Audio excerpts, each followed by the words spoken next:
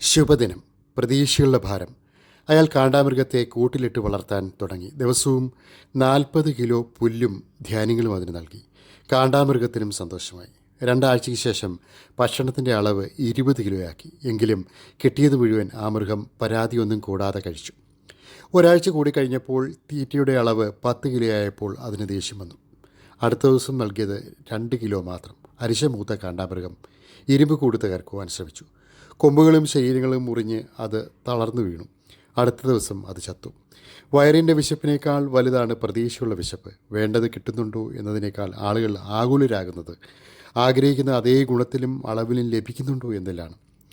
എല്ലാവർക്കും പ്രതീക്ഷകളുണ്ട്. അതാണ് ഒരാളെ മുന്നോട്ട് നയിക്കുന്നത്. പക്ഷേ പ്രതീക്ഷകളുടെ ഭാരത്തിലാണ് പലരും തളർന്നു വീഴുന്നതും.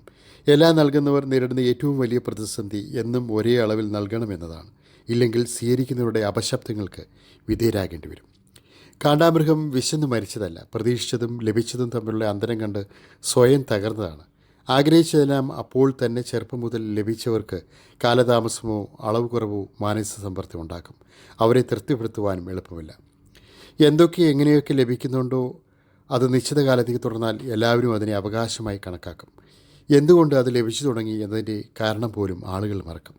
എല്ലാവരും ആരിൽ നിന്ന് എന്തെങ്കിലുമൊക്കെ സ്വീകരിക്കുന്നുണ്ട്. കൊടുക്കാതെയും വാങ്ങാതെയും ജീവിക്കാനാകാത്തതുകൊണ്ട് ചില നിബന്ധനകൾ സ്വയം സൃഷ്ടിക്കുന്നത് നല്ലതാണ്. ദാനം കിട്ടുന്നതിൻ്റെ അളവ് നോക്കേണ്ട ആവശ്യമില്ല. മതിയാകാതെ വരുന്നുണ്ടെങ്കിൽ അത് സ്വയം കണ്ടെത്താനുള്ള യാത്ര ആരംഭിക്കണം.